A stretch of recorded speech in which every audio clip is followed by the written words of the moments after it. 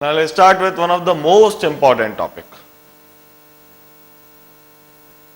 Solution in colligative properties.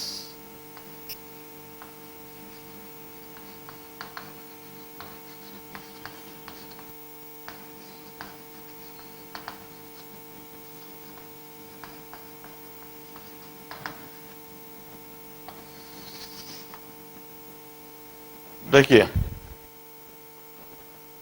Chapter एक तो 12th board में है, दूसरा जितने भी 12th बोर्ड के टॉपिक है उनका वेटेज आईआईटी जेईई में बढ़ता जा रहा है। ऐसा कोई आईआईटी जेईई का पेपर हो नहीं सकता पिछले 5 साल में जिसमें इस पर्टिकुलर टॉपिक पर से कम 100 में से 5 मार्क का, 60 में से 4 मार्क का कम से कम नहीं आया हो। हर साल हमेशा 60 में से 4 मार्क का एक सवाल पूछा जाता है, 100 में से कम 5 मार्क का। और पिछले 5 साल के पेपर देखेंगे तो 2 पेपर ऐसे रहे हैं जिसमें से इस चैप्टर पर से 100 में से 10 सवाल के पूछे, 100 में से 10 मार्क के सवाल पूछे गए। एक पर्टिकुलर ईयर में तो 60 में से 10 मार्क का एक सवाल सिर्फ इसी पर से था। सवाल इतना इजी नहीं था, it was real challenging problem, काफी ट्रिकी था, स्टडी पैकेज में दिया भी हुआ है। जनरली इस चैप्टर को फिजिकल केमिस्ट्री के किसी दूसरे चैप्टर के साथ में क्लब करके प्रॉब्लम बनाया जाता है। 12th बोर्ड में तो न्यूमेरिकल प्रॉब्लम भी आ सकते हैं, शॉर्ट नोट भी आ सकता है, थियोरेटिकल प्रॉब्लम भी आ सकता है, कोई डेरिवेशन या कोई प्रूफ भी आ सकता है। 12th बोर्ड के पेपर में किसी भी तरह का सवाल पूछा जा सकता है। पीईटी में हमेशा डायरेक्ट प्रॉब्लम्स आते हैं, direct application of formula, direct application of theory और द कंसेप्ट। एआईट्रिपल में with slight twisting with a slight modification, but never a tough problem. JEE में यदि इस चैप्टर पर से प्रॉब्लम आते हैं, it depends on the marks. 60 में से 2 मार्क का है तो सिंपल सा सवाल होगा, 4 मार्क का है तो हल्का सा ट्रिकी होगा, और 6 मार्क का है तो मतलब काफी अच्छा दिमाग लगाने वाला हो। और जो 60 में से 10 मार्क का एक सवाल आया था, उस पर्टिकुलर सवाल में सॉल्यूशन के साथ में, केमिकल काइनेटिक्स के साथ में, आयनिक के साथ में, तीनों चैप्टर को मिला के एक सवाल बनाया गया था और 10 मार्क का वो अच्छा खासा सवाल बन गया था, जिसको करने में मैंने देखा कोई भी मतलब अच्छे लर्नेड पर्सन उस चीज को सोल्व कर नहीं पा रहे थे। तो it totally depends on mark कि कितने मार्क का वह सवाल अपियर हुआ है और उसकी कॉम्प्लेक्सिटी लेवल होती है। और फिजिकल केमिस्ट्री में जनरली आईआईटी में ऐसा ही होता है, कभी भी फिजिकल केमिस्ट्री का कोई एक सवाल कोई एक चैप्टर पर से नहीं होता है। इलेक्ट्रोकेमिस्ट्री के साथ में वह थर्मोकेमिस्ट्री जोड़ देंगे, आयोनिक को किसी के भी साथ में जोड़ दिया जाता है, केमिकल इक्विलिब्रियम के साथ में गैसियस स्टेट जोड़ देंगे, या फिर इस तरह से 2 या 3 चैप्टर को मिला के प्रॉब्लम में केमिकल इक्विलिब्रियम का कंसेप्ट भी अच्छा खासा लग रहा है और साथ में आयोनिक का कंसेप्ट भी अच्छा खासा लग रहा है। इस तरह से फिजिकल केमिस्ट्री में आईआईटी जेईई के प्रॉब्लम्स कुछ इस तरह के होते हैं। हल्के से सोचने वाले होते हैं। वैसे तो पूरी की पूरी केमिस्ट्री ही इजी होती है। रिलेटिवली आईआईटी जेईई में if you compare with physics or if you compare with mathematics, chemistry is always relatively easier. पढ़ने में भी, समझने में भी, क्वेश्चनियर में भी, और आप एग्जामिनेशन में भी फील करोगे कि वह इजी होती है। बस केमिस्ट्री में एक ही समस्या होती है कि सिली मिस्टेक्स होने के चांसेस काफी ज्यादा होते हैं। केमिस्ट्री में कई बार ऐसा लगता है कि हम सही सोच रहे हैं, सही कर रहे हैं, लेकिन जब आंसर देखते हैं, सॉल्यूशन देखते हैं तो वह गलत होता है।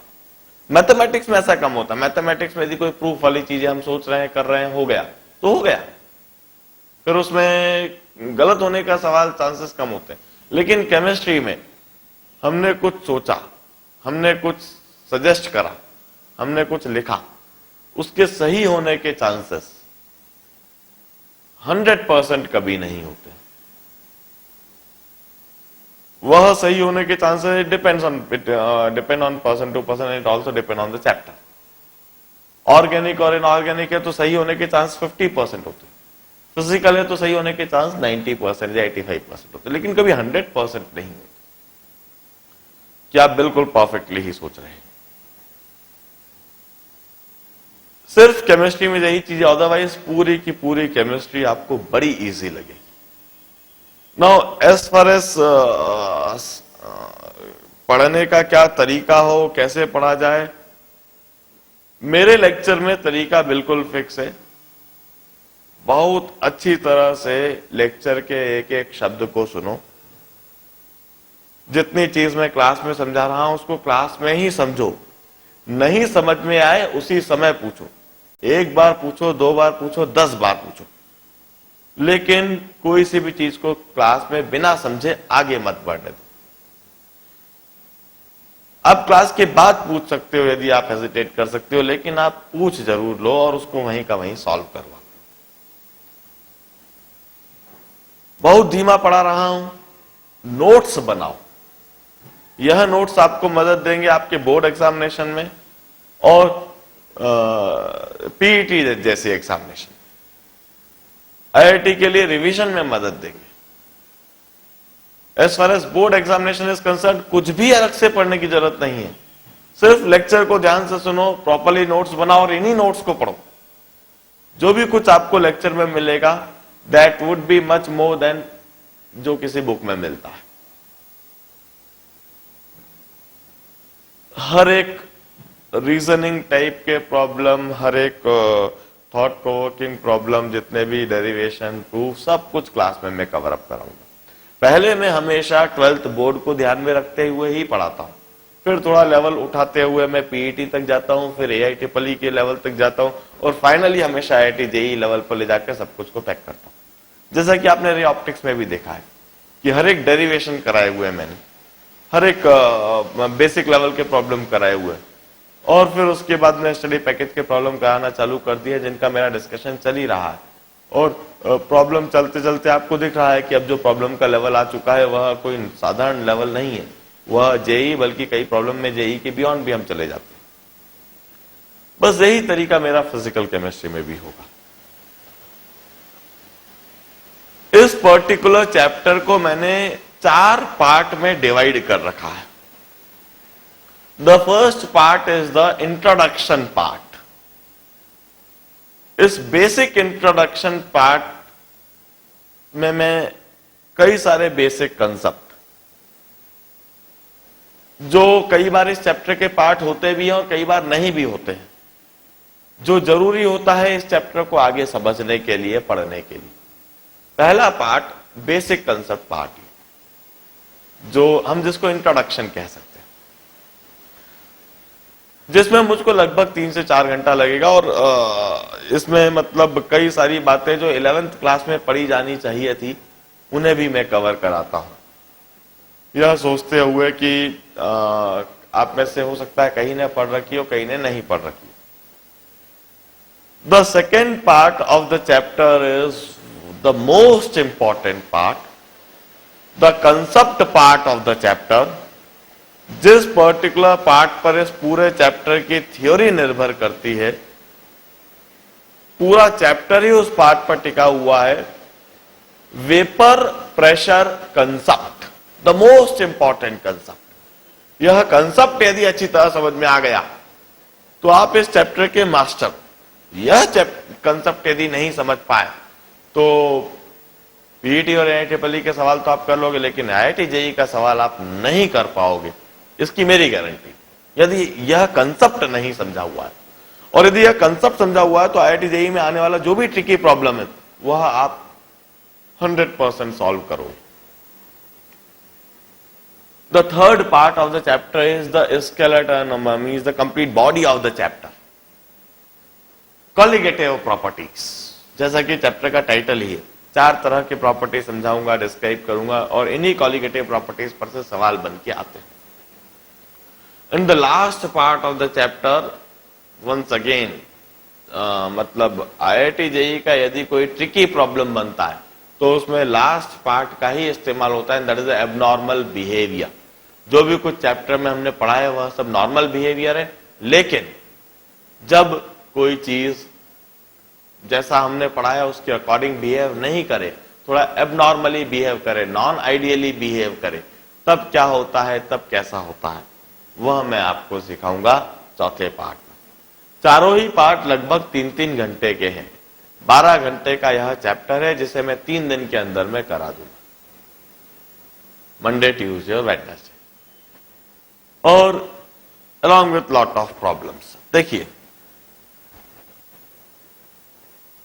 अबाउट द सॉल्यूशन,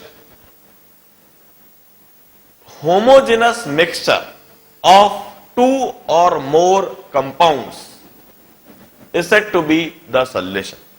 2 या 2 से ज्यादा कंपाउंड का होमोजेनस मिक्सचर को हम सॉल्यूशन कहते हैं।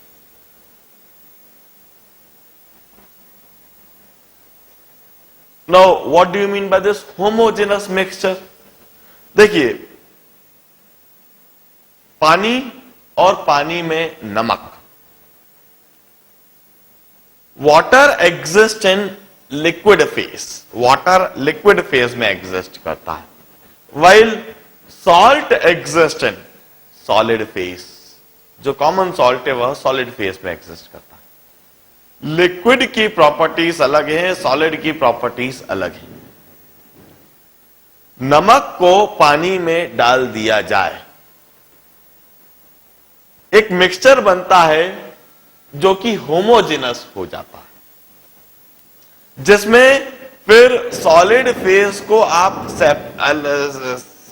नमक को आप सिंपल फिजिकल मेथड से सेपरेट नहीं कर सकते। नमक और पानी का मिला के जो फेज बन जाता है वह यूनिफॉर्म लिक्विड फेज बन जाता है। Such a mixture is said to be a solution. For example, air all around us is in gas phase. जमीन पर पानी फैला दीजिए, वह इवॉपरेट हो जाएगा, इवॉपरेट होके गैस फेस में कन्वर्ट हो जाएगा। अब वह जो वाटर लिक्विड फेस में था वह होमोजेनसली एयर में डिसॉल्व हो गया। Such a mixture is said to be a solution. किसी भी सॉल्यूशन में से कंपोनेंट्स को सिंपल फिजिकल मेथड से सेपरेट नहीं करा जा सकता। किसी भी सॉल्यूशन में कंपोनेंट को या तो कॉम्प्लेक्स फिजिकल मेथड के द्वारा या फिर केमिकल मेथड्स के द्वारा सेपरेट करा जा सकता है। जैसे कि पानी के अंदर शक्कर डाल दी जाए, शक्कर डिसॉल्व हो जाए, अब उसके बाद सिंपल फिजिकल मेथड से छानने से या फिर हैंड पिकिंग से आप शक्कर को पानी से सेपरेट नहीं कर सकते। Complex physical method, boil it, boil off the water completely to get the solid sugar. इस तरह के कॉम्प्लेक्स फिजिकल मेथड से सॉल्यूशन से कंपोनेंट्स को सेपरेट करा जा सकता है। किसी भी सॉल्यूशन में यदि 2 कंपोनेंट हो, ऐसे सॉल्यूशन को बाइनरी सॉल्यूशन कहा जाता है। A binary solution means solution consisting of 2 component. यदि किसी भी सॉल्यूशन के अंदर 2 कंपोनेंट्स हैं तो उसे बाइनरी सॉल्यूशन कहेंगे। A binary solution always imply that solution consisting of 2 components only. कहीं पर भी बाइनरी सॉल्यूशन लिखा हुआ है मतलब कंक्लूड कीजिए कि वहां पर सिर्फ 2 कंपोनेंट मौजूद है।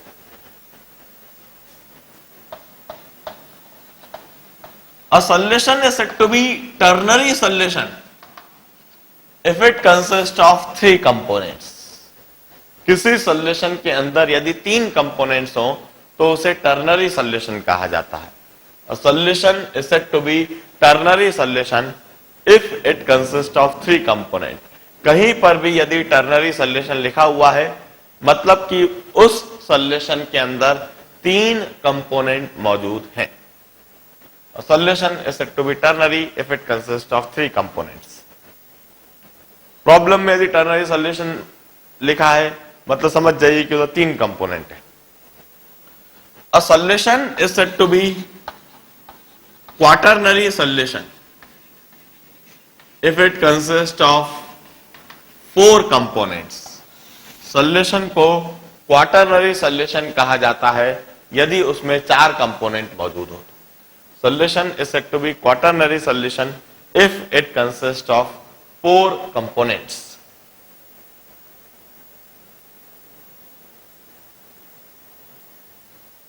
किसी भी सॉल्यूशन के अंदर कितने भी कंपोनेंट हो सकते हैं।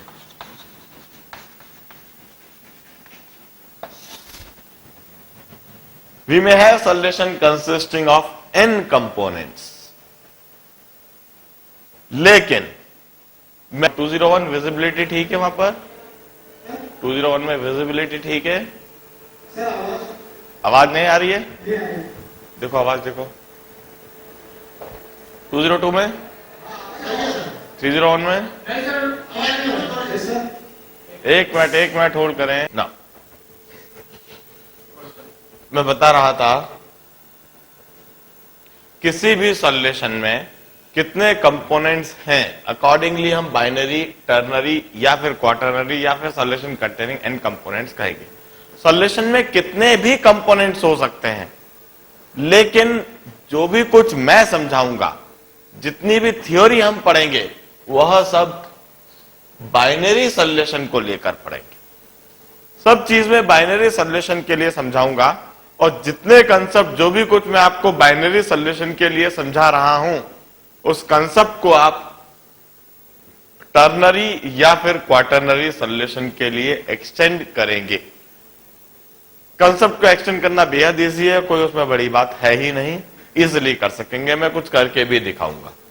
देखिए, किसी भी बाइनरी सॉल्यूशन में 2 कंपोनेंट्स होंगे। बाइनरी सॉल्यूशन इसीलिए कहा जा रहा है क्योंकि इसमें 2 कंपोनेंट है। और जब किसी सॉल्यूशन के अंदर 2 कंपोनेंट होते हैं तो उनमें से किसी एक कंपोनेंट को सॉल्यूट कह दिया जाता है और किसी एक कंपोनेंट को सॉल्वेंट कह दिया जाता है। किसे सॉल्यूट कहा जाए, किसे सॉल्वेंट कहा जाए, इसके लिए कोई हार्ड एंड फास्ट डेफिनेशन नहीं है। फिर भी हमारे पास एक कंसेप्ट है, एक हेजी सा कंसेप्ट जिसके द्वारा हम सॉल्यूट सॉल्वेंट डिफाइन कर देते हैं। इट्स लाइक 2 कंपोनेंट को मिलाया, 2 कंपोनेंट्स को मिलाने के बाद जो सॉल्यूशन बना उसका कुछ ना कुछ फेज तो होगा, या तो सॉलिड होगा या लिक्विड होगा या गैस होगा, कोई सा भी एक फेज जरूर होगा। और एटलीस्ट एक कंपोनेंट का वही फेज होगा जो फेज सॉल्यूशन का है।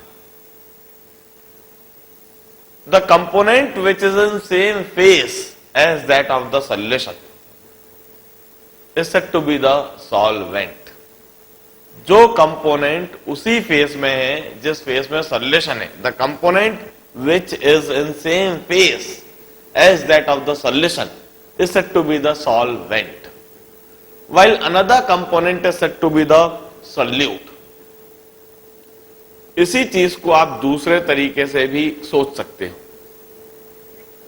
जब 2 कंपोनेंट को मिलाया जाए और मिला के सॉल्यूशन बनाया जाए तो उनमें से एक कंपोनेंट जनरली अपनी प्रॉपर्टीज गंवा देता है, जबकि एक कंपोनेंट अपनी प्रॉपर्टीज रिटेन रखता है, physical properties. The component which lose its physical properties is said to be the solute, and the component which retains its physical property in the solution is said to be the solvent। For example, जब पानी के अंदर नमक को डाला गया और एक सॉल्यूशन बनाया गया, ब्राइन सॉल्यूशन बनाया गया, तो जो फाइनल ब्राइन सॉल्यूशन बना वह लिक्विड स्टेट में है। क्योंकि final brine solution liquid state में है, इसलिए वही कंपोनेंट सॉल्वेंट कहलाएगा जो लिक्विड स्टेट में है। नमक लिक्विड स्टेट में है या पानी लिक्विड स्टेट में है? Since water is in liquid state, since water is in liquid phase, और जो फाइनल सॉल्यूशन बना है वह भी लिक्विड फेज में ही है, इसलिए वाटर को हम सॉल्वेंट कहेंगे और नमक को हम सॉल्यूट कहेंगे। दूसरे तरीके से समझे, नमक जो कि सॉलिड है उसकी कुछ फिजिकल प्रॉपर्टीज है, पानी जो कि लिक्विड है उसकी कुछ फिजिकल प्रॉपर्टीज है। जब ढेर सारे पानी में थोड़ा सा नमक ऐड करा गया और एक सॉल्यूशन बनाया गया, तो किस कंपोनेंट ने अपनी प्रॉपर्टीज रिटेन रखी है? सॉल्ट जो कि सॉलिड स्टेट में एग्जिस्ट कर रहा था, उसने अपनी सारी फिजिकल प्रॉपर्टीज गंवा दी है। उसका फिक्स्ड शेप, साइज, ज्योमेट्री जो था, उसका जो अरेंजमेंट था, वह सॉलिड अपनी प्रॉपर्टीज कब का खत्म कर चुका है। तो नमक को, सॉल्ट को हम सॉल्यूट कहेंगे, वाइल वाटर ने अपनी प्रॉपर्टी रिटेन करके रखी है। सॉल्यूशन के अंदर भी वाटर की वही प्रॉपर्टीज दिख रही है जो एक्चुअल में वाटर की प्रॉपर्टीज है, लिक्विड फेज की प्रॉपर्टी अभी भी दिख रही है, इसलिए वाटर को सॉल्वेंट कहा जाएगा। देखिए, our solute may be solid, may be liquid, may be gas.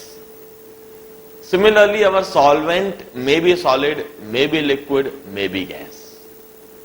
Depending on the nature of the solute and solvent, we may have 9 types of solution.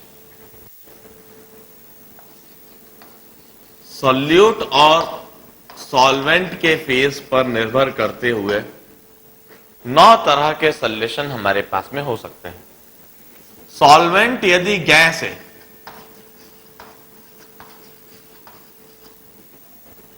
तो सॉल्यूट गैस भी हो सकता है, सॉल्यूट लिक्विड भी हो सकता है और सॉल्यूट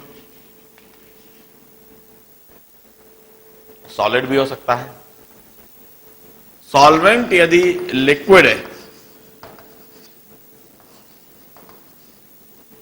तो सॉल्यूट गैस भी हो सकता है, सॉल्यूट लिक्विड भी हो सकता है और सॉल्यूट सॉलिड भी हो सकता है।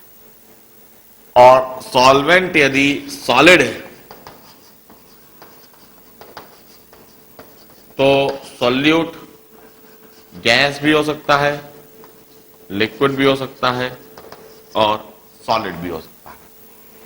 We may have 9 types of solution. For example, air mixture. Air mixture consists of oxygen and nitrogen. Oxygen is dissolved in nitrogen. और ऑक्सीजन और नाइट्रोजन के मिक्सचर में किसी को भी सॉल्यूट या सॉल्वेंट कहा नहीं जा सकता, because neither of them had lost their properties. दोनों की प्रॉपर्टी रिटेन रही है। बस सिंपल सा कह सकते हैं जो कम है उसे सॉल्यूट कह दिया जाए और जो ज्यादा है उसे सॉल्वेंट कह दिया जाए। बट डेफिनेटली एयर मिक्सचर में से नाइट्रोजन और ऑक्सीजन को सेपरेट करना सिंपल फिजिकल मेथड से तो इम्पॉसिबल है। इनफैक्ट कॉम्प्लेक्स फिजिकल मेथड से भी इन्हें सेपरेट करना इम्पॉसिबल होता है। एयर मिक्सचर में ऑक्सीजन और नाइट्रोजन को एक सॉल्यूशन कहा जा सकता है। It's a solution where we have gas dissolved in gas. Humid air. Humid air means water vapor dissolved in air. Water exists in liquid state, वह एयर में डिसॉल्व हो जाता है, वाटर वेपर में ट्रांसफॉर्म हो जाता है और हमारे चारों तरफ जो ह्यूमिड एयर है इस सब है। That is an example of liquid dissolved in gas. धुआं, it consist of charcoal particles and they are dissolved in gases, तभी तो वो धुआं कहलाता है। Smoke, dust particles floating in air, they are the example of solid dissolved in gas. Similarly इन सभी case में सॉल्वेंट गैस है, क्योंकि फाइनल सॉल्यूशन का फेज गैस है। फाइनल सॉल्यूशन का फेज गैसियस यदि है तो सॉल्वेंट गैस ही होना चाहिए। Gas and liquid, the example is all aerated drink, Thums Up, Limca, Coca Cola, जितने भी एरेटेड ड्रिंक है, in fact lake water, pond water, उसमें मछलियां जीवित हैं तो इसीलिए हैं because oxygen is dissolved in that water. तो एरेटेड ड्रिंक में solute is the gas. Solute gas इसलिए क्योंकि फाइनल फेस लिक्विड फेस है, इसलिए सॉल्वेंट लिक्विड का होना चाहिए। गैस ने अपनी आइडेंटिटी गंवा दी। गैस एक बार लिक्विड में डिसॉल्व हो जाए तो उसका रैंडम मोशन, जो उसकी सबसे बड़ी प्रॉपर्टी होती है, वो ही खत्म हो जाती है। This is example of gas dissolve in liquid. Liquid and liquid ढेर सारे एग्जांपल, दूध में पानी, वाटर इन अल्कोहल या alcohol in water, Dettol in water, all this are the example of liquid and water. Solid in water ढेर सारे, पानी में जितने भी सॉल्ट डिसॉल्व है, they are the example of solid in liquid. जितने भी मिल्क में फैट्स डिसॉल्व है, that is example of solid in liquid. Gas in solid, blister copper, hydrogen adsorb over platinum palladium. Platinum and palladium, they are the two metals and they have got property that they adsorb hydrogen over its surface. What do you mean by this adsorption? Absorption over the surface. Surface के ऊपर जो absorption हो रहा है, we call it adsorption. For example, यदि इस sponge को पानी के अंदर डिप करा जाए और निकाला जाए तो इस स्पंज के कंप्लीट वॉल्यूम में अंदर अंदर तक वाटर मॉलिक्यूल्स स्टिक हो जाएंगे। इसके अंदर वाटर मॉलिक्यूल्स ट्रैप हो जाएंगे। यदि इसको इस तरह से दबा के निकाला जाए तो सारा वाटर मॉलिक्यूल पूरी बॉडी के अंदर जो ट्रैप हुआ है वो सारा वाटर गिरेगा। Here water molecule get trapped over the whole volume and such phenomena when liquid is trapped over the whole volume, it's said to be absorption. इसे हम absorption कहते हैं। लेकिन यदि इस चॉक को पानी में डाला जाए और निकाला जाए तो ऊपर से चॉक बिल्कुल नीला दिखाई देगा, ऐसा लगेगा कि ऊपर से चॉक बिल्कुल गीला दिखाई देगा, ऐसा लगेगा कि चॉक ने अंदर अंदर तक पानी डिसॉल्व कर लिया, एब्जॉर्ब कर लिया। लेकिन यदि आप इसे तोड़ेंगे, तोड़ के देखेंगे कि सिर्फ सरफेस पर से चॉक गीला है, सिर्फ सरफेस पर ही चॉक में पानी है, अंदर से तो बिल्कुल व्हाइट, बिल्कुल ऐसा कैसे जैसा है। The phenomena is more apparent यदि आप इस चॉक को इंक में डालो। ब्लू इंक लीजिए, ब्लू इंक में डिप कीजिए, ब्लू इंक में डिप करके बाहर निकालिए, चॉक ब्लू हो जाएगा। तोड़ के देखिए, आप देखेंगे चॉक सिर्फ सरफेस पर से ही ब्लू है, अंदर से तो जो उसका ओरिजिनल कलर है व्हाइट है, वही का वही है। मतलब इंक चॉक में एब्जॉर्ब तो हुई है, लेकिन वह एब्जॉर्प्शन पूरे वॉल्यूम में, पूरी बॉडी में नहीं हुआ है, वह सिर्फ सरफेस पर हुआ है। This phenomena is said to be adsorption. Absorption over the surface, it's said to be adsorption. Platinum palladium की भी कुछ ऐसी ही प्रॉपर्टी है। प्लेटिनम पैलेडियम के ऊपर से यदि हाइड्रोजन गैस पास की जाए तो वह हाइड्रोजन गैस उसके सरफेस पर स्टिक हो जाती है। हाइड्रोजन गैस के सरफेस पर स्टिक हो जाना, इसी फिनोमेना को हम एड्सॉर्प्शन कहते हैं। And here since the final phase is the solid phase, hence the solute is platinum and palladium, and the solvent is platinum and palladium, while the solute is